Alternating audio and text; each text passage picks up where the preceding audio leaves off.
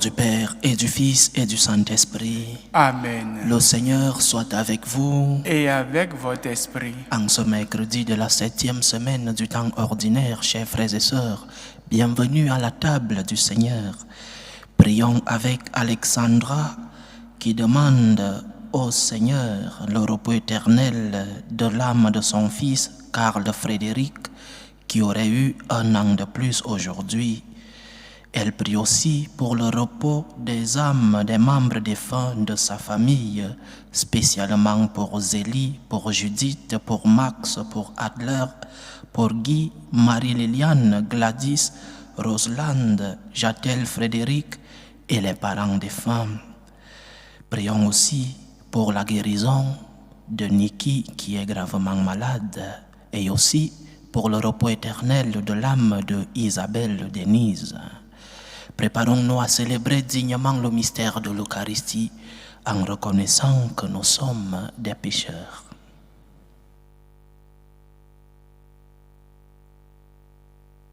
Prends pitié de nous, Seigneur. Nous avons péché contre toi. Montre-nous, Seigneur, ta miséricorde. Et donne-nous ton salut. Que Dieu Tout-Puissant nous fasse miséricorde, qu'il nous pardonne nos péchés et nous conduise à la vie éternelle. Amen. Seigneur, prends pitié. Seigneur, prends pitié. Ô Christ, prends pitié. Ô Christ, prends pitié. Seigneur, prends pitié. Seigneur, prends pitié. Prions le Seigneur. Accorde-nous, Dieu Tout-Puissant, de conformer à ta volonté nos paroles et nos actes dans une inlassable recherche des biens spirituels. Par Jésus-Christ, ton Fils, notre Seigneur, qui vit et règne avec toi dans l'unité du Saint-Esprit, Dieu, pour les siècles des siècles. Amen.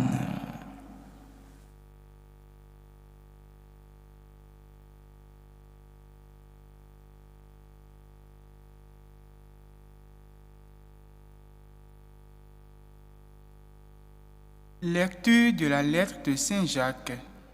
Bien-aimés, vous autres maintenant vous dites, aujourd'hui ou demain, nous irons dans telle ou telle ville, nous y passerons l'année, nous ferons du commerce et nous gagnerons de l'argent, alors que vous ne savez même pas ce que sera votre vie demain. Vous n'êtes qu'un peu de brume qui paraît un instant qui disparaît. Vous devrez dire au contraire, si le Seigneur le veut bien, nous serons en vie et nous ferons ceci ou cela. Et voilà que vous mettez votre fierté dans votre vantardise. Toute fierté de ce genre est mauvaise. Être en mesure de faire le bien et ne pas le faire, c'est un péché. Parole du Seigneur. Nous rendons grâce à Dieu. Heureux les pauvres de cœur, car le royaume des cieux est à eux.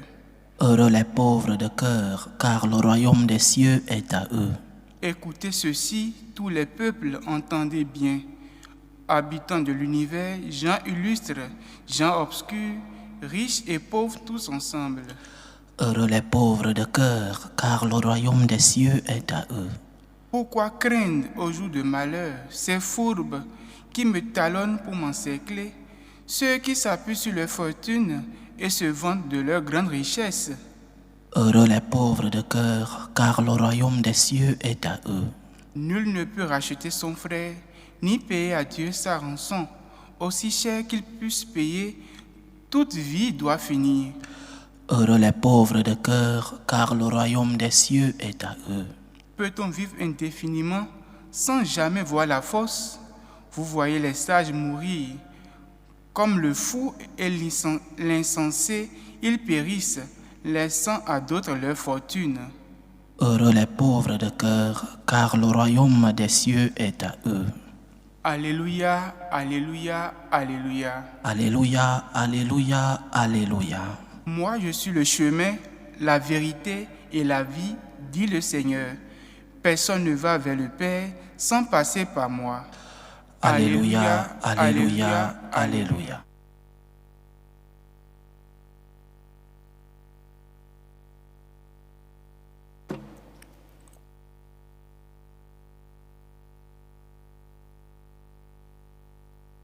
Le Seigneur soit avec vous. et avec votre esprit. Évangile de Jésus-Christ selon saint Marc. Gloire à toi, Seigneur. En ce temps-là, Jean, l'un des 12, disait à Jésus, « Maître, nous avons vu quelqu'un expulser les démons en ton nom.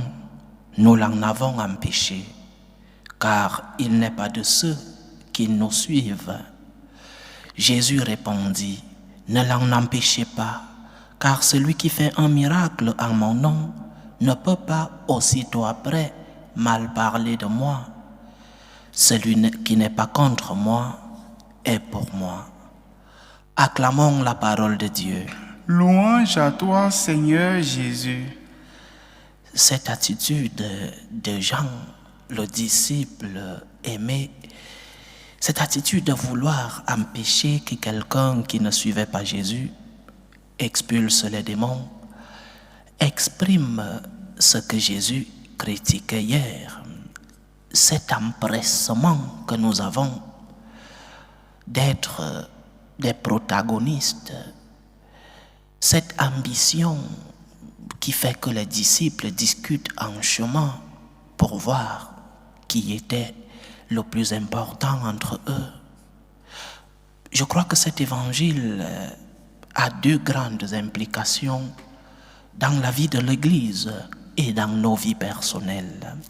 Le premier enseignement est que l'Église ne nous appartient pas. L'Église ne nous appartient pas. Nous faisons partie de l'Église. En tant que baptisés, nous avons été greffés dans le salut du Christ. Nous faisons partie de l'Église, mais nous ne sommes pas les propriétaires de cette Église. Le Christ est le Seigneur de l'histoire et donc aussi le propriétaire de l'Église.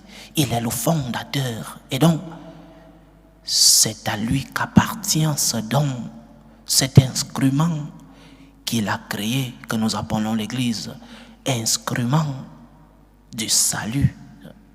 Nous ne sommes pas des propriétaires de l'Église et chacun d'entre nous formons partie d'elle avec une mission et une tâche particulière. Le corps a beaucoup de membres et chaque membre a une mission.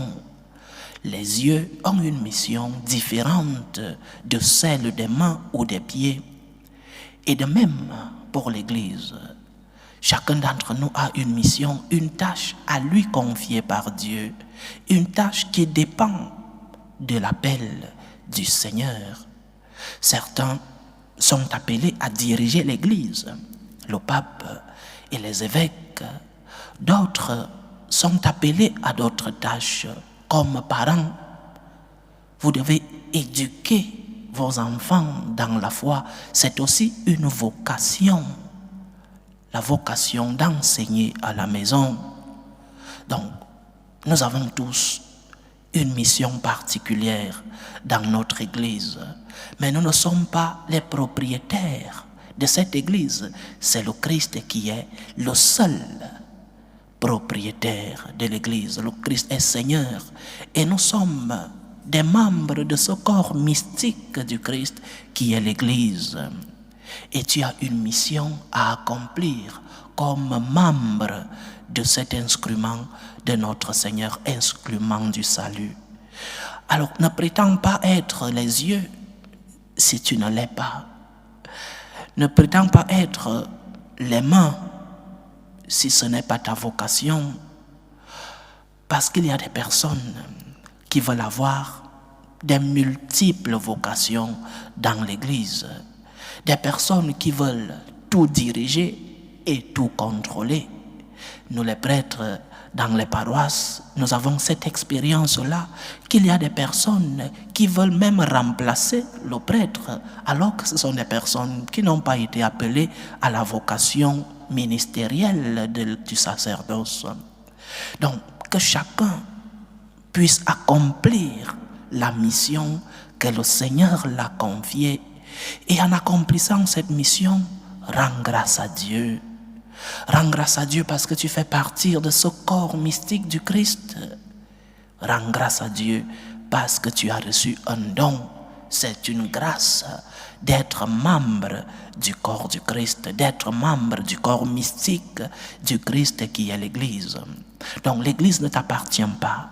L'Église ne nous appartient pas. L'Église appartient au Christ et nous sommes des membres du corps mystique du Christ qui est l'Église.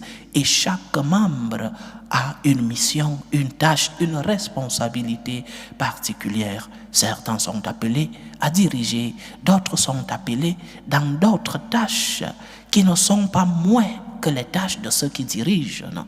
La tâche du pape n'est pas supérieure à la tâche du père de famille qui transmet la foi à ses enfants à la maison. Alors que chacun d'entre nous, comme membre, puisse d'abord reconnaître la mission que le Seigneur l'a confiée et en plus accomplir cette mission en rendant grâce au Seigneur. Mais il y a un autre enseignement fondamental dans cette Église. La mission de l'Église, c'est d'annoncer l'Évangile, d'annoncer la bonne nouvelle, le salut à tous les peuples. Et le pape, les évêques et le reste des membres de l'Église qui ne sont pas propriétaires ni du salut, ni du message, nous sommes tous des transmetteurs de ce salut, de ce message du salut. Nous sommes des instruments d'une mission qui doit être réalisée par l'intermédiaire de l'Église qui est le corps mystique du Christ. Nous ne pouvons donc pas essayer de changer la doctrine, cette doctrine révélée par le Christ, révélation Ancien et Nouveau Testament. Nous ne pouvons pas, parce que nous ne sommes pas propriétaires du message, ni propriétaires du salut, nous ne pouvons pas changer ou supprimer certaines parties de la révélation. Parce qu'aujourd'hui, nous le voyons, la hiérarchie de l'Église, nous voyons certains évêques qui veulent changer la doctrine de l'Église, qui veulent changer la révélation. Et nous voyons certains laïcs suivre comme des moutons. Certains laïcs suivent ces personnes qui ont une formation et qui savent que le message du Christ, le salut, le message du salut est intouchable. Parce que nous ne sommes pas propriétaires de l'Église. Parce que seul le Christ est propriétaire de l'Église. Alors nous avons la mission et la responsabilité de transmettre ce message dans toute sa fidélité et son intégralité. Nous avons la mission de transmettre le message du Christ sans enlever une seule virgule, sans supprimer un seul accent de ce message de notre Seigneur. Parce que le politiquement correct aujourd'hui nous amène à vouloir changer le message du Christ comme le monde dit. Alors il faut suivre le monde. Que dit la majorité? Alors il faut suivre la majorité. Notre foi n'est pas basée sur les lois démocratiques. Notre foi n'est pas basée sur l'opinion de tel ou de tel. Notre foi est basée sur la révélation de Dieu, Ancien Testament et Nouveau Testament. Et le magistère de l'Église n'est pas une nouvelle doctrine. Le magistère de l'Église est l'interprétation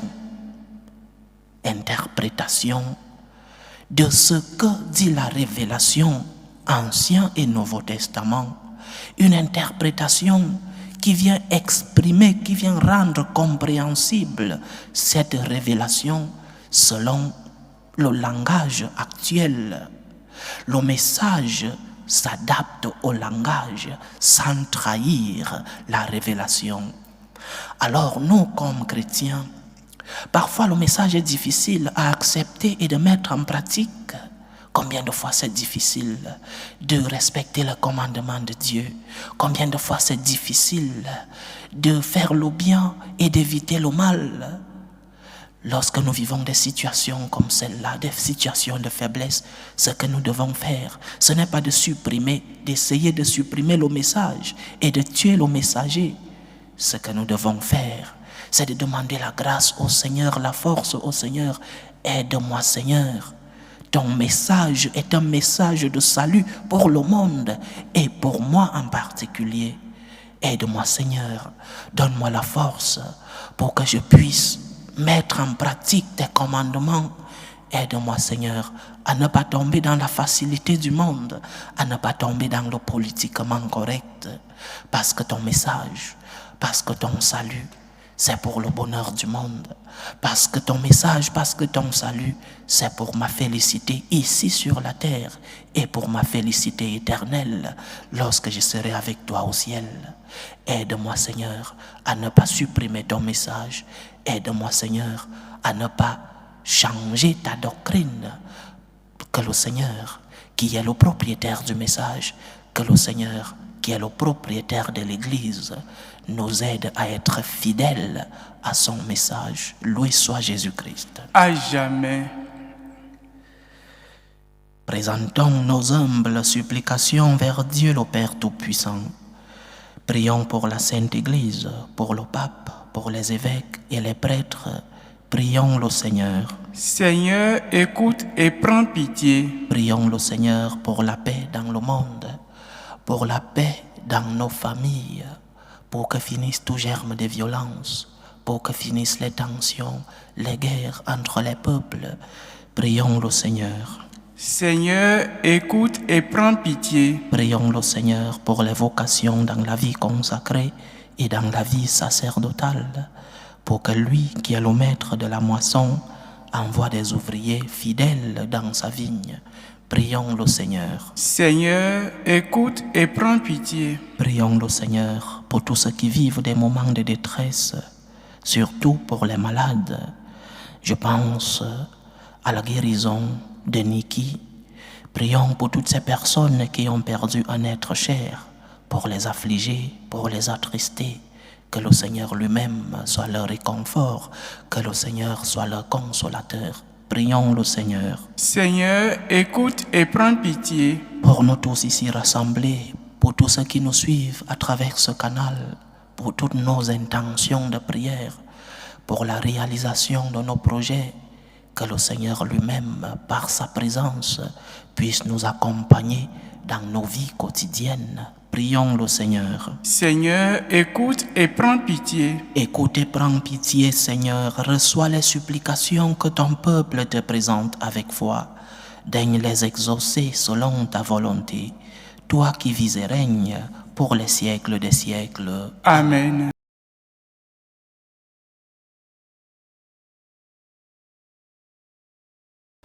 Tu es béni, Seigneur, Dieu de l'univers. Nous avons reçu de ta bonté le pain que nous te présentons, fruit de la terre et du travail des hommes.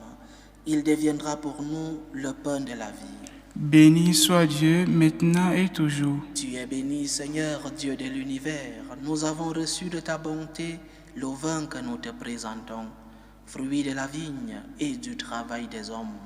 Il deviendra pour nous le vin du royaume éternel. Béni soit Dieu, maintenant et toujours.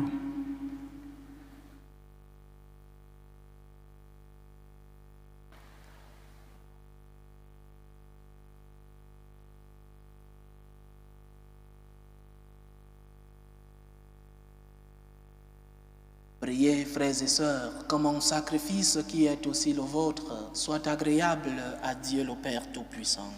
Que le Seigneur reçoive de vos mains ce sacrifice à la louange et la gloire de son nom pour notre bien et celui de toute l'Église.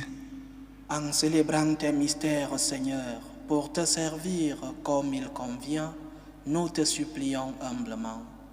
Que les dons offerts pour honorer ta gloire nous fassent progresser vers le salut. Par Jésus-Christ, ton Fils, notre Seigneur, qui vit et règne avec toi dans l'unité du Saint-Esprit,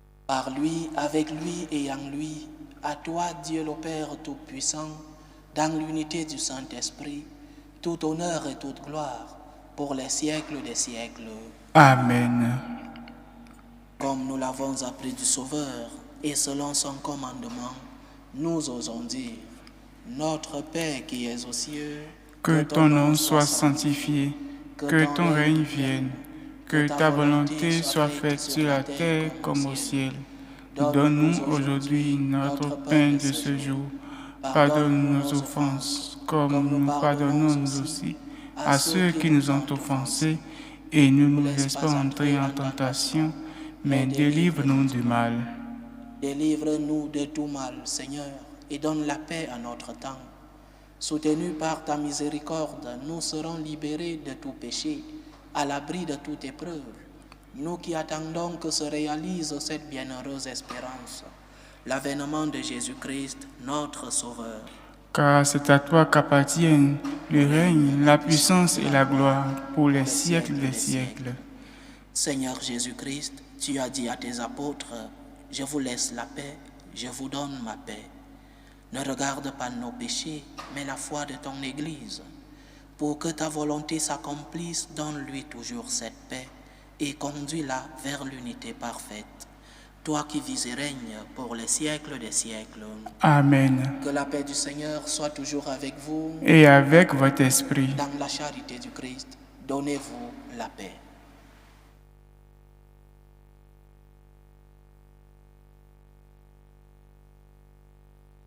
Agneau de Dieu qui enlève les péchés du monde, prends pitié de nous.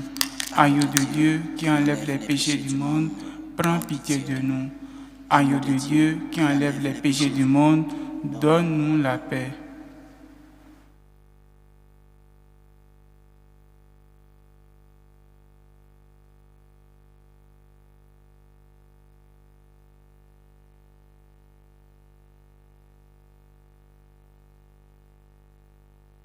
Voici l'agneau de Dieu. Voici celui qui enlève les péchés du monde. Heureux les invités au repas des noces de l'agneau. Seigneur, je ne suis pas digne de te recevoir, mais dis seulement une parole et je serai guéri. Que le corps et le sang du Christ nous gardent pour la vie éternelle. Amen.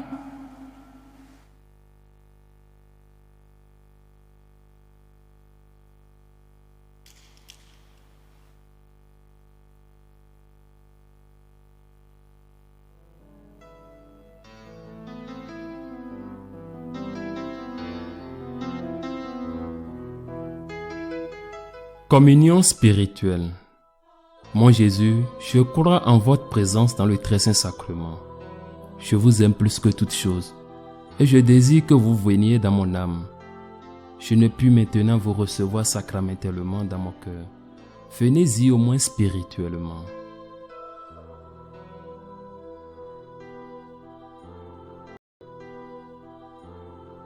Je vous embrasse comme si vous étiez déjà venu et je m'unis à vous tout entier. Ne permettez pas que j'aie jamais le malheur de me séparer de vous. Amen.